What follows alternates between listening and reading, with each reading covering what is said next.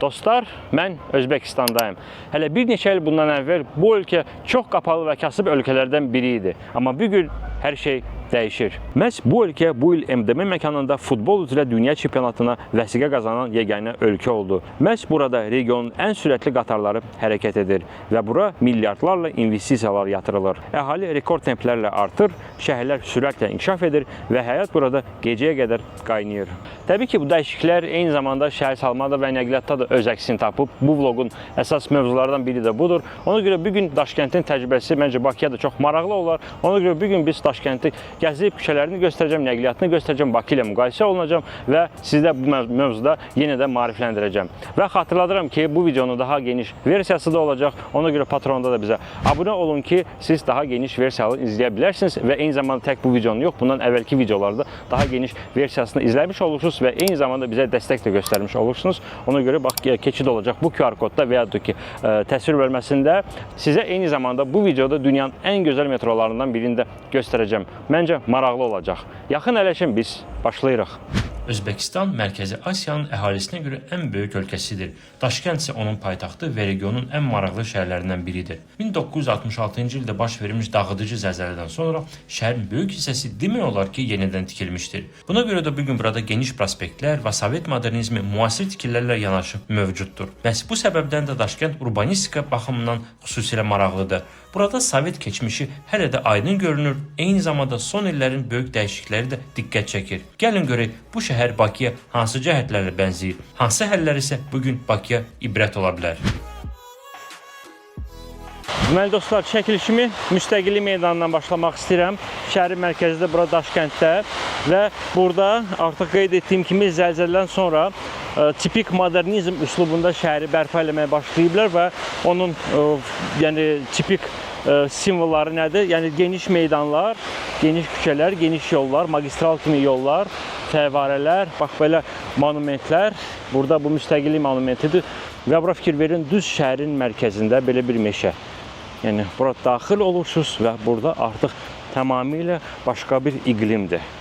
Həqiqətən bura daha sərindir. Görürsünüz, insanlar orada artıq oturub istirahət eləyir, vaxt keçirir və mən sözlə ifadə edə bilmirəm nə qədər bura indi sərindir. Baxmayaraq ki, indi günəşin altında hardasa 40-45 dərəcə isti var. Bax, bu yaşıl səkidə, kölgəli səkidə rahatlıqla hərəkət edə bilirsən. Mən sizə ayrıca vloqda artıq izah eləmişdim ki, ağaclar niyə şəhərin kondisioneridir, nəyə görə bunlar vacibdir. Amma tək kondisioner deyil, ümumiyyətlə yəni ağaclar şəhərdə digər funksiyaları da yerinə yetirir. Yəni səs küyünü artırır, yəni ağaclar səsi udur. Eyni zamanda küləkli havada sizi qoruya bilir. Yəni küləkdən bu roza vitrov deyirlər də, yəni onu şəhərdə tənzimləməyə kömək eləyir və təbii ki, yəni ağacların digər biz bildiyimiz funksiyalardır da, yəni yaşıllaşdırma, kölgəlik, kölgələrin yaradılması. Ağaclar sizin şəhərinizdə varsa, deməli şəhər yaşayacaq. Daşkənddə açıq danışaq, yəni burada çox da velosiped zolaqlarına siz rast gəlmərsiniz. Amma belə bir qırmızı daşla olan örtüklər var. Bu çox kömək elə velosiped zolağı kimi istifadə olunan bir örtükdür. Amma bunun üstün tərəfi də odur ki, burada həmin yolları, yəni bariyersiz mühit kimi istifadə etmək olar. Görürsünüz, bax burada rahat, yəni pillələr də var. Yəni pillələr tam olmasa da yaxşı olardı, amma buna baxmayaraq tam olaraq normal malli olan bax belə piyada keçidlər də mövcuddur və buradan da uşaq arabası ilə əl arabası təhlükəsiz şəkildə istifadə etmək olar və həmin küçə, həmin piyada keçidini. Deməli, mən bir neçə dəfə sosial mediada elə öz postlarımın altında belə bir şərh oxumuşam ki, bizim Telegram qrupumda oxumuşam ki, bizim piyada keçidləri də gələk kontrast şəkildə boyansın, yəni ağ və sarı, misal üçün. Bax, belə Daşkənddə belə bir misal var, Rusiyada olmuşsunuzsa, Rusiyada belə bir misallar var, Qazaxstanda mən bunu görmüşəm ki, yəni güya belə keçidlər daha yaxşıdır, yəni daha çox təhlükəsizliyi artırır. Amma əslində, yəni bunun araşdırması da var ki, əsas piyada keçidin özü deyil, əsas yoldan keçən piyadanın görünməsidir. Yəni, əgər piyada görünmürsə, o zaman piyada keçidin özünün, zebranın rəngli, kontrastlı olması heç bir üstünlük təşkil eləmir. Xüsusilə də bu gecə vaxtı daha önəmlidir. Yaxşı işıqlandırılırsa, deməli, həmin piyada keçidi təhlükəsizdir. Çünki vaxtında piyadanı görə bilirsiniz. Daşkənddə bir çox binalar ağ daşdan tikilir və bu da nəyə görə eləyir? Təbii ki, istiyə görə, yəni ağ rəng istini özündən çəkir. Bu isə Maarifət Mərkəzi Simpoziumlar Sarayı dilləri də çox oxşayır bizim dilimizə. Yəni türk dilli qrupadır. Chevrolet, Chevrolet, Chevrolet, Chevrolet, Chevrolet və yenə də Chevrolet. Dostlar, kim bilmirsə, nəyə görə Özbəkistanda bu qədər Chevrolet zavodu var?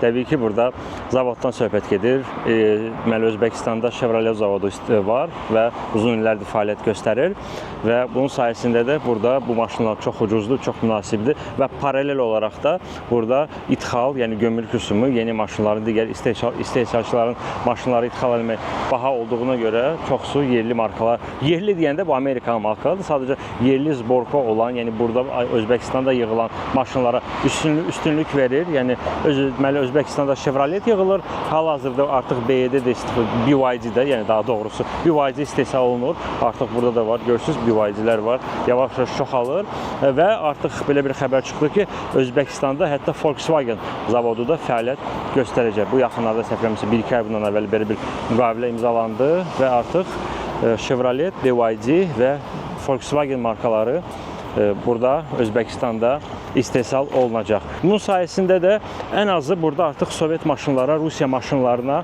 rast gəlmək mümkün deyil. Demək olar ki, yəni mən burada 07 dediyimiz 07 görməmişəm. Bir dəfə cəmi Vaz 2106 görmüşəm. O da cəmi bir dəfə gözümə dəyib. Nə Volgalar, nə bilim Moskviçlər, digərləri, yəni heç biri, yəni belə maşınlar burada yoxdur. Amma belə baxanda bunun nəyi pisdir ki? Hər halda 07-dənsə bax bu Chevrolet daha yaxşı olar axı. Elə deyilmi? Deməli Özbəkistanda da artıq ödənişli parklanmanı tətbiq etməyə başlayıblar. Hal-hazırda Taşkentdə və burada qiymətini sizə göstərmək istəyirəm. Deməli 1 saatı 12.000 sum. Yəni bu bizim pulla təxmini 1,7 manat təşkil edir, yəni 1 dollar təşkil edir. Amma mənə görə daha vacib məsələ hansıdır? Burada ödənişli parklama bitəndən sonra piyada keçidi var və piyada keçidinin görün yanında nə boyda uzun bir təhlükəsizlik adacığı var. Fikir verin, bax burada adacıqdan, yəni burada maşınlar saxlamasın deyə, burada həm də piyada keçidi demək olar ki, bir zolaqla edilib. Görürsünüz, çünki burada saxlamaq olmaz, burada təhlükəsiz. Fiziki olsa daha yaxşı olar, yəni barjurla falan. Amma ən azı indiki vəziyyətdə burada maşınlar istər-istəməz, yəni sürəti azaldacaq və faktiki olaraq bir zolaqla siz buranı keçəcəksiniz. Çünki bu təhlükəsizlik adacağıdır, bu təhlükəsizlik adacağıdır və ən azı çalışırlar ki, daha təhlükəsiz etsinlər. Bəlkə də gələcəkdə bunu artıq fiziki olaraq, yəni cip kimi eləyərlər və piyada keçidi daha təhlükəsiz olar. Xatırladım ki, şəhərdə ən həssas hərəkət iştirakçısı piyadadır və şəhərin təhlükəsiz olması üçün ilk növbədə piyadalar düşünülməlidir. Elə baxmayaraq ki, burada velosiped zolaqları demək olar ki, yoxdur. Burada kifayət qədər, yəni skuter həm icarə şirkətləri var da, həm istifadə edən də görmüşəm. Amma şəkillər kifayət qədər geniş olduğundan onlar o qədər də yəni piyadalarla konfliktə düşmür və daha çox mən görmüşəm ki, yolla hərəkət eləyir. Amma burada jet də var və yəqin ki, bu hansısa öz şirkətidir. Uramdır, bilmirəm. Velosiped istifadə edən də var. Deməli, hərdən burada parkların qırağında, yanında bizdə olduğu kimi kafelər, restoranlar var və kiçik köşklər var. Görürsünüz, bir yerdə bir neçədən köşklərdir. Kim dönər satır, kim su satır, kofe satır. Amma ona fikir verdim ki, yəni Bakıda olduğu kimi hər nə bilim 100 metrdən, 200 metrdən bir bu eybəcər, Fransıza oxşayan, yəni Parisə oxşayan köşklər qoymurlar. Nə bilim tələbələrə bir manatlıq, bir ştuçla necələr siqaret satmırlar. Həqiqətən yəni bu cəhətdən bu daha səliqəlidir. Yəni dediyim kimi bəzi belə cəlbedici nöqtələrdə köşklər qoyurlar, müxtəlif şeylər satırlar. Amma ümumi olaraq hər hansı bir küçə boyu siz getsəniz, yəni sizin bax xüsusilə də Bakıda olduğu kimidir. Yəni səkini kəsən köşk, nə bilim düz Şəkinin ortasında, hətta vağzal meydanının ortasında bir köşk qoyublar, yəni eybəcər şəkildə. Yəni burada belə bir şey yoxdur. Daşkəntin geniş şəkillərdə təşkil olsun ki, bizdə və digər postsovet ölkələrdə olduğu kimi şəkildə parklanma halları da müşahidə olunur və bu həqiqətən bir çox şəhərlərin problemidir. Eyni zamanda Avropanın özündə, Belqradda mən bunu göstərmişdim, hətta Budapeştdə də bunu göstərmişdim ki, şəhərdə səkilərin üzərində parklanma təşkil olunur. Təşkil olunur deyəndə bu çox qanunsuz parklanmadır, amma belə də ciddi bir tədbirlər buna dair görülmür. Amma dediyim kimi o qədər də sadə olan bir məsələ deyil. Bunun çıxış yolları yüksək cərimə, şəraitin yaradılması və s. Amma görülür ki, burada da Daşkənddə, Bakıda olduğu kimi bu məsələni tam olaraq həll edə bilməyiblər. Daşkənd küçə mebelinə görə də Bakıya nisbətən daha boldur. Düzdür, bura nisbətən park ərazisidir, parkın ətrafı da, hətta parkın içində görün nə qədər küçə mebeli var. Burada dalbadal skamyalar, orada skamyalar, digər yerdə skamyalar. Yəni burada da başa düşürlər ki, insanlar gəzərkən yorula bilər, xüsusilə də isti havada oturub kölgədə dincəlmək istəyər və buna görə də burada küçə mebellərinə bax belə yerlərdə daha çox rast gəlmək olar. Daşkənddə də hasarlara rast gəldim və bizdə də təbii ki, tipik bu postsovet məkanında olan düşüncə odur ki, nə qədər çox hasar olsa o qədər yaxşıdır. Yəni birincisi bu artıq xərcdir. Amma ikincisi də yəni mən burada bunun mənasını görmürəm. Yəni zaten burada təbii ki, çox yaşıllıq, yaxşı səki var, ağaclar var, yolun hərəkət hissəsi. O zaman bax bu hasarlara nə ehtiyac var? Bunu başa düşmədim. Zaten elə bax bu yaşıllıq zonası hasar funksiyasını yerinə yetirir. Yəni heç kim durub orada yolu qaçan deyil. Amma bunun elə qranitdən olması, bunlar yenə də əlavə büdcəyə xərcdir. Yəni bunu yəni daha səmərəli istifadə etmək olar həmin vəsaiti. Amma burada küçə mebelləri var. Küçə mebelləri burada var oturmaq üçün. Amma bu hasarların mənasını mən burada başa düşmədim. Daşkənddə məhz bunu göstərmək üçün bəlkə də gəlməyə dəyərdir. Deməli, bura şəhərin mərkəzində, bura Əmir Teymur parkıdır. Bura piyada zonasıdır və burada Sovet dövründə yeraltı piyada keçidləri inşa ediblər. Yolun bir tərəfindən digər tərəfinə keçmək üçün. Amma artıq təxmini olaraq bir ay bundan qabaq belə bir islahat burada tətbiq olundu ki, bura nəhayət zebra təşkil olundu. Nizamlanan piyada keçidi təşkil olundu. Çünki piyada zonasıdır, parkdır, daha əlçatan olmalıdır və bunu daha səmərəli şəkildə təşkil ediblər, daha inklüziv şəkildə təşkil ediblər. Görürsünüz, pandusu da var. Rahatlıqla siz burada uşaq arabası ilə, arabası ilə hərəkət edə bilərsiniz və görürsünüz ki, insanlar bax buradan, yəni piyada keçidinə düşmədən sadəcə svetoforu gözləyirlər. Görürsünüz, timerlə də svetofor. Bu yeraltı piyada keçidi artıq köhnə təcrübədir. Yəni artıq görürsünüz, burada qətiyyən əlçatan bir mühit yoxdur. Nə pandusu var, nə belə qurğu kimi, bilməm, bu qurğu bəlkə də işləmir. Görürsünüz, basıram, bu qurğu işləmir. Yəni əlçatan bir şey deyil də bu. Ona görə bunu saxlamaq şərti ilə belə bunu sökmədilər. İndi kim istəyirsə buradan hərəkət edə bilər. Kim tələsirsə, məsəl üçün, cavan uşaqlar falan buradan istifadə edə bilər. Amma bütün digər qrupa aid olan, xüsusilə az mobilli qrupa daxil olan insanlar artıq bax buradan eyni səviyyəli piyada keçidindən parka keçə bilərlər. Mən adətən bunu Avropadan göstərirəm. Yəni dərhal şərhlərdə kimsə yazır ki, Avropa deyil, bizim insanlar fərqlidir. Yəni tipik şərq ölkəsidir, müsəlman ölkəsidir, Mərkəzi Asiyadır və Daşkənddə bunu bacardılar, siyasi iradə tapdılar ki, şəhəri daha əlçatan və piyada yönümlü etsinlər, insan yönümlü etsinlər. Dostlar, mən təbii ki, hər şeyi ideallaşdırmaq istəməzdim. Təbii ki, yəni bütün postsovet şəhərlərində, ölkələrində, xüsusilə də piyadalar üçün şərait o qədər də ürəkaçan deyil. İndi mən burada Daşkənddə yaxşı misallar isə göstərirəm, amma ümumi olaraq təbii ki, yəni burada da axtarsaq səki olmayan küçələr var, səkləri zəbt olunan küçələr var. Bir yerdə getmişdim, ümumiyyətlə avtomobillərlə zəbt olmuşdu həmin küçə səki, amma bir vacib bir disclaimer odur ki, mən belə vloqları çəkərkən çalışıram yaxşı misalları göstərim ki, sizə deyim ki, hə, məsəl üçün bu şəhərdə bunu elədilər, bu mümkündür, bu şəhərə nə verir? Ona görə gəlin belə yaxşı şeyləri öyrənək. Və yaxud da ki, başqa bir küçə, Fərqət küçəsidir, səhv eləmirəmsə və burada da baxın. Baxmayaraq ki, 6 zolaqlı yoldur, hər tərəfdən 3 zolaq, avtobus zolağı var, amma ən əsası burada görün nə qədər yaşıllıq var. Və burada istər avtomobil yolunda, istər səkidə, yəni kölgə yaranır və şəhər o qədər də qızmır. İstər bu hissədə, istər bu hissədə. Görün nə qədər burada yaşıllıq var. Və nizamlanan piyada keçidi və avtobus zolağına fikir verin. Burada baryerlər var. Bilməm, kamerada görsənir yoxsa yox. Burada avtomobillər daxil olmasın deyə belə velosiped zolağında olduğu kimi belə kiçik baryerlər də mövcuddur. Çox yaxşı şəhərdir. Burası ümumiyyətlə sanki Avropadır. Çünki kəsişmə tipik Avropa üslubundadır. Yəni baryersiz mühit. Ortada təhlükəsizlik alacağı nizamlanan kəsişmədir və heç bir burada pillə falan yoxdur. Yəni gözdən zəif görənlər üçün burada taksil plitələr və yenə də heç bir pillə olmadan adacıqda öz svetoforunuzu gözləyirsiniz. Bəziləri gözləmir. Əvvəl görürsünüz, piyada zebrası oradaydı. Görürsünüz, orada silinib. Çox güman ki, görürsünüz, köhnə zebraların şeyləri var, işarələri var. Amma indi daha təhlükəsiz şəkildə bunu eləyiblər, adacıqla eləyiblər. Yəni o təhlükəli zebranın izidir, bu isə təhlükəsiz piyada keçididir. Buradan keçib sizə indi bax bu binanı göstərəcəm. Həmçinin yaşıl yandı və biz yolumuzu təhlükəsiz şəkildə keçirik. Yəni belə Avropa deyil, Özbəkistandır. Bu Özbəkistan hotelidir. Daşkənddə tipik modernist üslubunda 70-ci illərdə 74-dür səhv eləmirəmsə, bax bu bina inşa edilib və bunun çox maraqlı bir hekayəsi var. Nədən ibarətdir? Deməli fikir verin, bu binanın dizaynı Daşkəndin iqliminə uyğun yəni layihələndirilib.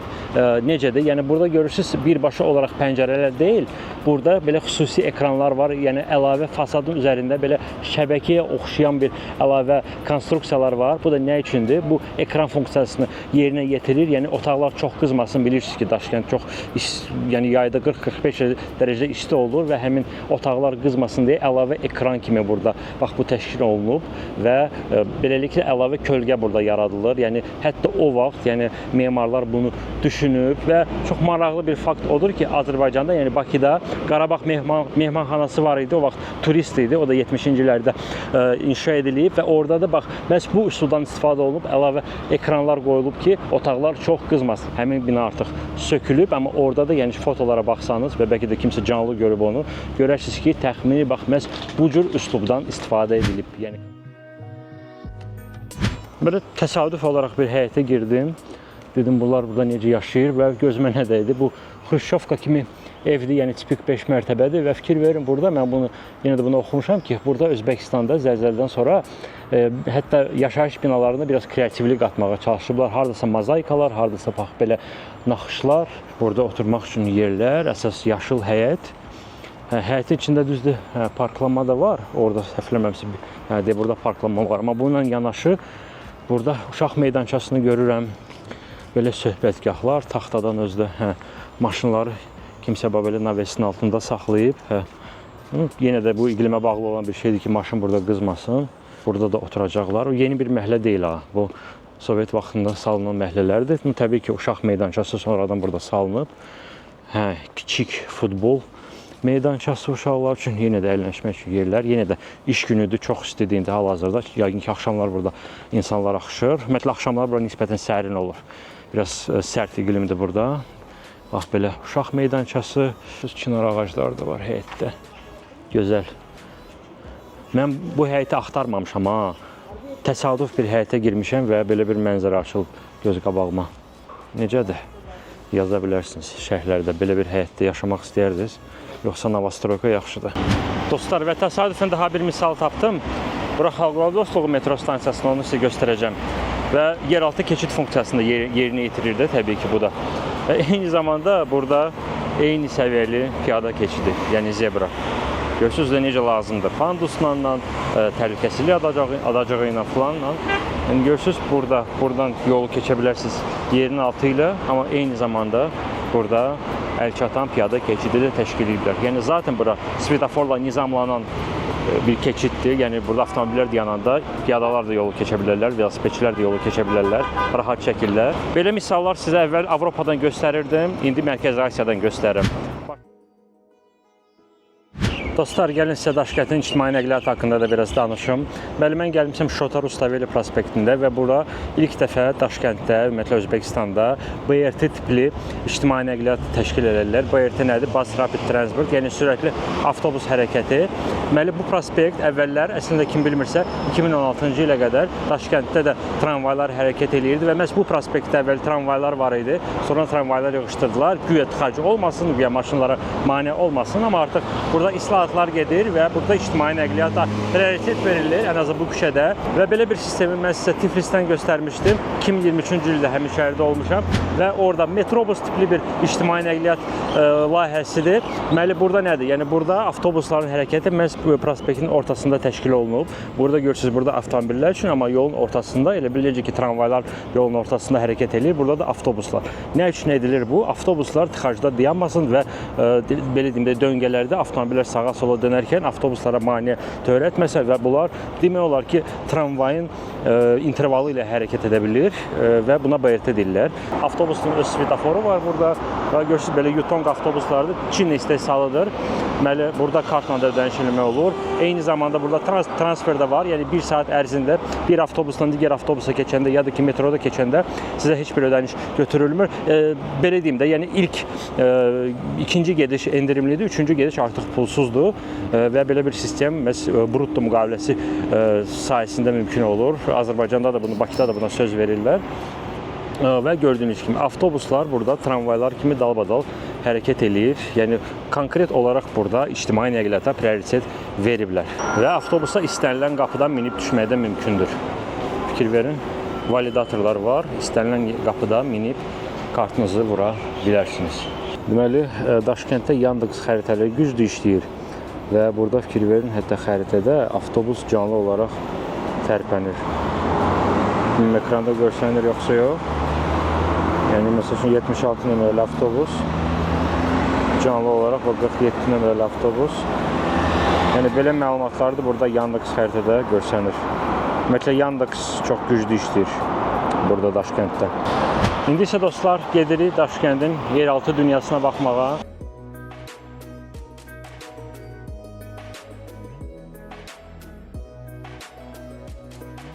Kartla ödəniş etmək mümkündür burada metroda. Bank kartı ilə baxaq görə bizim bank kartımızda keçərlidir. 2018-ci ilə qədər Daşkənd metrosunda çəkiliş qadağası var idi. Lakin yeni rəhbərlik gələndən sonra artıq bu qadağa aradan qaldırıldı və mən burada kamera ilə gəzdirəm və heç bir əməkdaş məndə burada çəkilişi dayandır, bir xəbərdarlığını eləmir. Yəni rahatlıqla gəlib bu gözəl Daşkənd metrosunda burada çəkə bilərsiniz. Daşkənd metrosunda Bakıda olduğu müasir qatarlar hərəkət eləyir. Xatırladım ki, bunlar Rusiya istehsalı Moskva tipli qatarlardır. Amma Bakıdan fərqli olaraq onlar 4 vaqonludur. Eyni zamanda Daşkənd metrosunda bax bu cür köhnə nəsil qatarlara da rast gəlmək olar. Əslində bunlar Bakıda da istifadə olunur. Sadəcə bunların kabinəsinin sifəti bir qədər fərqlidir. Qatarlar 4 vaqonludur, amma platforma 5 vaqon üçün nəzərdə tutulub. Yəni gələcək üçün burada 5 vaqonlu qatarlarda hərəkət edə bilər. Belə bir yeni qatara minirik. Daşkənd metrosu bütün dünyada öz qeyri-adi stansiyalarla fərqlənir. Burada hər bir stansiyanın unikal memarlığı var və Sovet dövründə tikilən ən gözəl metrolarından biridir. Daha bir incə sənət əsəri bu Paxtakor stansiyasıdır. Paxtakor futbol klubu da yəqin ki var, əgər futbolla maraqlanırsınızsa Özbəkdən və belə bir kolonlar. Xəritəni burada da baxa bilərsiniz. Görürsünüz 5 xətti var Daşkənd metropolitenin. Bu da naviqasiyası hardasa Avropa və Dubay stilində edilib. Mənə elə gəlir ki, naviqasiyası. Əlişer Navoy stansiyası. Yenə də gözəldir. Reklamlar o qədər də çox deyil. Demək olar ki, burada reklam yoxdur və sadəcə bu memarlıq incəsinə baxın. Çox gözəldir, çox möhtəşəmdir. Spik belə şərqi üstündə edilir. Bura Kosmonavtlar stansiyasıdır. Oxuduğum qədər ən gözəl stansiyalardan biridir. Təbii ki, yəni adından göründüyü kimi bu kosmonavtların şərəfinə adlandırılıb. Burada dizayn olaraq da görürsünüz müxtəlif, bax bu mozaikalar mı deyim, dizaynlar mı deyim, bax tavan özü belə biraz futuristik görsənir. Və burada stansiyanın çıxışında belə bir xəritə qoyublar. Deməli, siz hardasınız və ətrafda nə var, hansı parklar, hansı küçələr, yəni orientir üçün də, yəni belə deyək, birinci çıxış, ikinci çıxış və belə bir şey, nəinki Avropada, Dubayın özündə də mən görmüşəm, Türkiyənin özündə də belə bir şey var ki, yəni stansiyanın çıxışında artıq dəqiq bilirsiniz. Birinci çıxış sizi hara aparacaq, hansı küçəyə aparacaq, ikinci çıxış hara aparacaq və rahatlıqla yolunuzu, marşrutunuzu buradan qura bilərsiniz. Daşkənd metrosunun yerüstü stansiyaları da var. Onları isə mən kanala dəstək olan patronlara göstərəcəm. Elə indi abunə olun və əsas video düşmən hissələri izləyin. Daşkəndə turist kimi gəlsəniz, mütləq gəlin burada dəyin, burada gəzin. Bura Seulmun adlanan bir ərazidir. Bu çay deyil əslində, bu kanaldır. Burcar kanalıdır. Daşkəndin özündə çay axmır, amma belə kanal axır. Və həmin kanalın ətrafını belə abadlaşdırıb, burada açıq havada, açıq məkanda mol deməzdim, sadəcə böyük bir shopping mərkəzi, bulvar deyə bilərik. Bura axşamlar da çox gözəl olur. Orada musiqili fontan falan olur. Gəlib bura deyə bilərsiniz və Seulmunniyə əslində bu Cənubi Koreya ilə Özbəkistanın dostluğun bir simvoludur.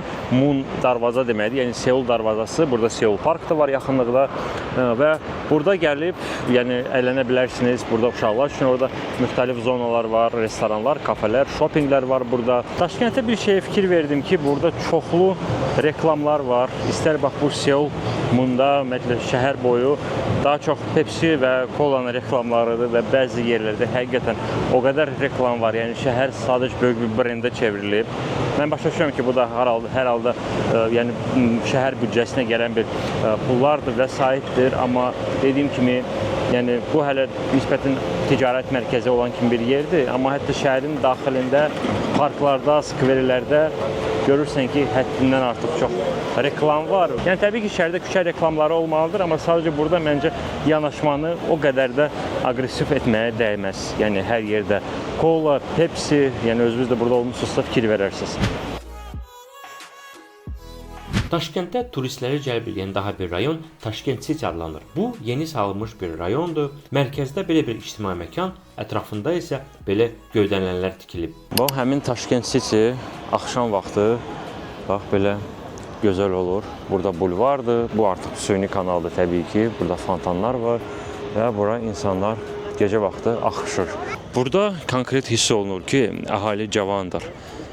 Yəni burada orta yaş 29 yaşdır. Azərbaycanda səfərəmsə 33 yaşda. Və sadəcə bura gəzirsəniz, burada görərsiniz ki, əksər küçələrdə olan uşaqlardır, cavan insanlardır. İndi bura ola bilsin deyirsiniz, uşaq zonasıdır, istirahət zonasıdır, amma yenə də ümumiyyətlə küçədə yəni görsənir ki, insanlar həqiqətən əksəriyyəti cavandır.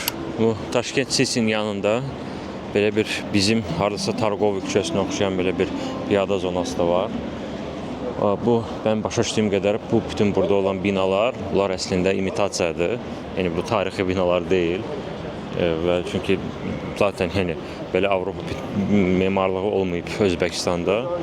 İndi mən səhv həmsə şəhərlərdə yaza bilərsiniz, amma belə binalar burada olmayıb. Sadəcə bura biraz belə Avropa sayağı bir atmosfer yaratmaq istəyiblər və insanlar, sakinlər, turistlər bura gecəyə qədər gəzib eləyir. Yəni sakit piyada zonasıdır bura.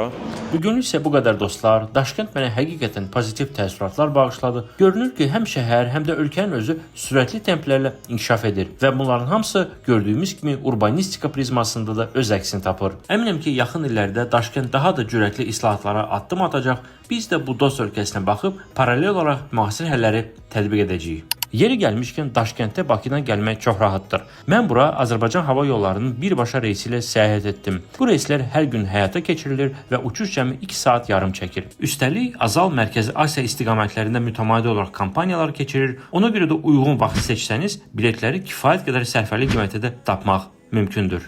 Hava limanından şəhərə taksi ilə də gələ bilərsiniz. Bu şəhərdə taksi həqiqətən çox ucuzdur. Mən isə bu qədər və xatırladım ki, bizim kanala dəstək olan patronlar bu videonun daha da geniş versiyasını izləyə bilər.